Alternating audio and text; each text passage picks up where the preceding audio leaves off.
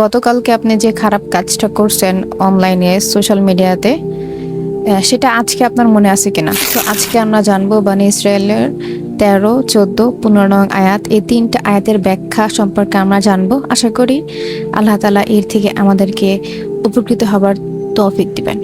বনী ইসরায়েলের 13 নম্বর আয়াতে বলা হয়েছে, সেটা আমি গতকালকেও পোস্ট করেছিলাম, যে আল্লাহ তাআলা প্রত্যেকের আমলনামা প্রত্যেকের গলায় ঝুলিয়ে দিয়েছেন এবং কিয়ামতের দিন এই আপনার আমলনামাটি থাকবে উন্মুক্ত আপনার জন্য। আপনি সেখানে দেখতে পারবেন আপনি কি কি কাজ করেছেন, কি কি আমল করেছেন। বনী ইসরায়েলের 14 নম্বর আয়াতেই এটা বলা হয়েছে যে সেই কিতাব আপনাকে দেখতে দেওয়া হবে। আপনি যখন আপনার কিতাবটা হাতে নেবেন, পড়বেন, তখন আপনি দেখবেন আপনার করা প্রতিটা আমল এখানে উল্লেখ করা আছে। দেখেন, আজকে হয়তো আপনি হুট করে কোনো একটা মেয়ের পিকচারে গিয়ে একটা খারাপ কমেন্ট করলেন, বা যে কোনো আপনি একটা খারাপ কাজ করলেন, হয়তো আপনি আজকে করছেন, হয়তো আপনি কালকে ভুলে যাবেন, তাই না? আপনি একটা বার ভাবেন যে গতকালকে আপনি যে খারাপ কাজটা করছেন অনলাইনে সোশ্যাল মিডিয়াতে, সেটা আজকে আপনার মনে আছে কিনা? অনেকের দেখবেন যে মনে নাই, যে গতকালকে আমি কোথায় কি কমেন্ট করছি আমার মনে নাই। কিন্তু কিয়ামতের দিন সেই আপনার আমলনামায় সব কিন্তু একদম ফিক্সড করে লেখা থাকবে। তো যখন আপনি দেখবেন আপনার A to Z কোনো অংশ বাদ যায়নি, সব আছে, তখন আপনি নিজেই চমকে যাবেন। বনী ইসরায়েলের 14 নম্বর আয়াতে বলা হয়েছে, তোমার বই পড়ো, আজ তুমি নিজেই নিজের হিসাব নেওয়ার জন্য যথেষ্ট। মানে আজকে তুমি তোমার কিতাব পড়ে তুমি তোমার হিসাব নেওয়ার জন্য যথেষ্ট হওয়া।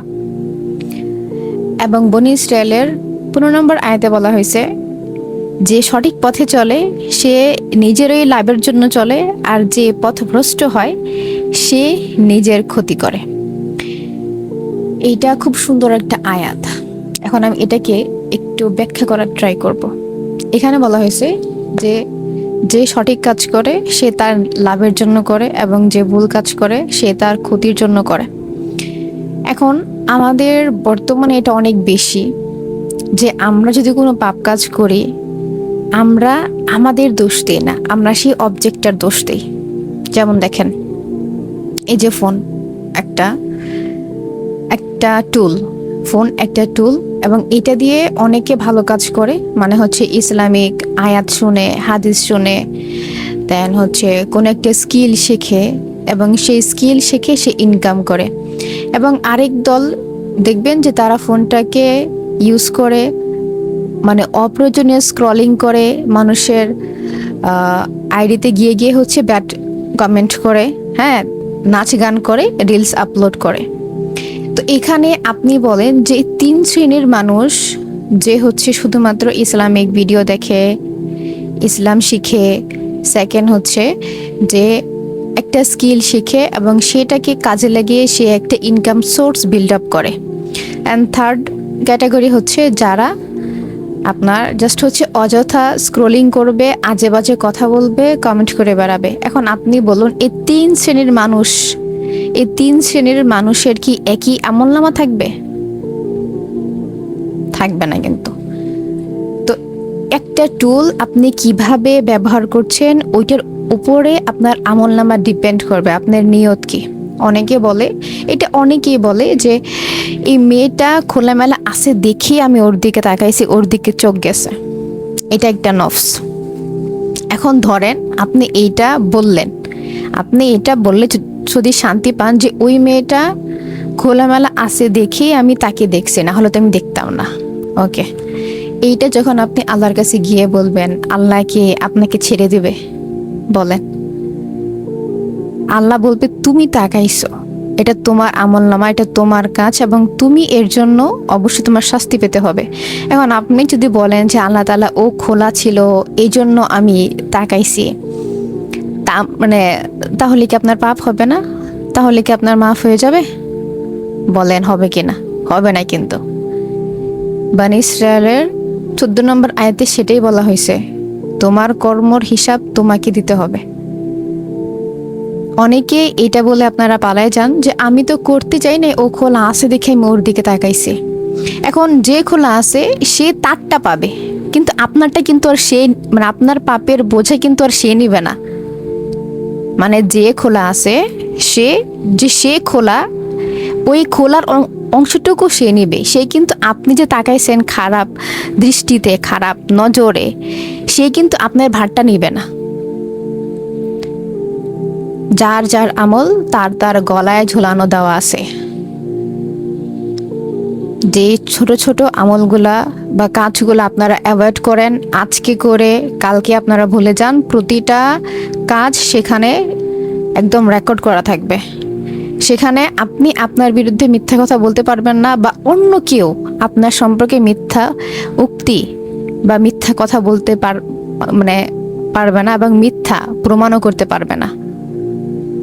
এখন আমরা যদি বানী ইসরায়েলের 13, 14, 15 নম্বর আয়াতটা আবার একটু সামারাইজ করি, তাহলে হয় কি, প্রত্যেকের আমলনামা প্রত্যেকের গলায় ঝোলানো আছে। আপনি আজকে এখন কি করতেছেন, আপনি কোন নিষিদ্ধ সাইটে গেছেন, আপনি কোন মেয়েকে কোন ছেলেকে বাজে কথা বলছেন, কমেন্ট করে চলে আসছেন, সব কিছু রেকর্ডেড থাকবে। আপনি কাকে কষ্ট দিয়ে কথা বলছেন, সব কিছু রেকর্ডেড থাকবে। আপনি কার দিকে খারাপ উদ্দেশ্য নিয়ে তাকাইছেন, ওইটা রেকর্ডেড থাকবে।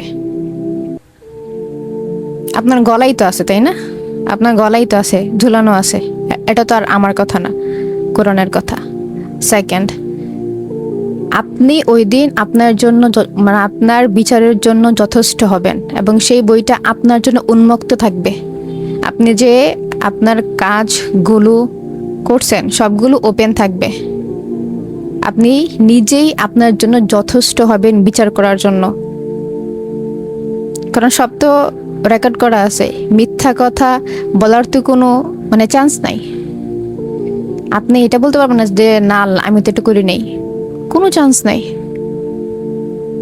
থার্ড হচ্ছে, যে কাজটা করবে সে তার ফলই পাবে।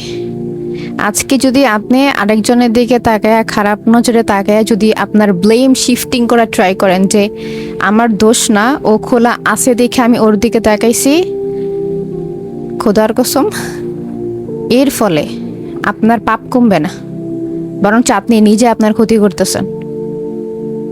এখানে সলিউশন কি? সলিউশন হচ্ছে, একটা মানুষ যে অবস্থাতে থাকুক, আমি আমার নফসকে এমনভাবে কন্ট্রোল করব যে সে চোখের দিকে পর্যন্ত তাকাবে না, আর যদি তাকায়ও খারাপ নজর আসবে না। এটাকে বলা হয় নফস। আপনার সামনে দিয়ে 10,000 মেয়ে হেঁটে যাবে, আপনার সামনে দিয়ে 10,000 ছেলে হেঁটে যাবে, আপনি কারো দিকে চোখ পর্যন্ত উঠবে না। এটাকে বলা হয় নফস।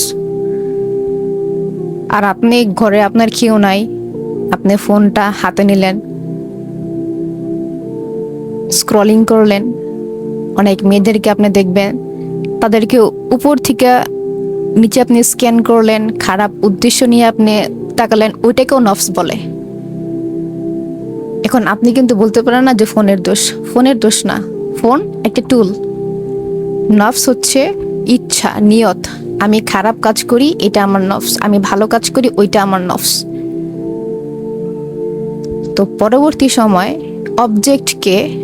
অবজেক্টকে ব্লেম না দিয়ে নিজের নফসকে ব্লেম করেন, যে আপনার নফস কতটা স্ট্রং। আপনি নফসের গোলাম নাকি নফস আপনার গোলাম?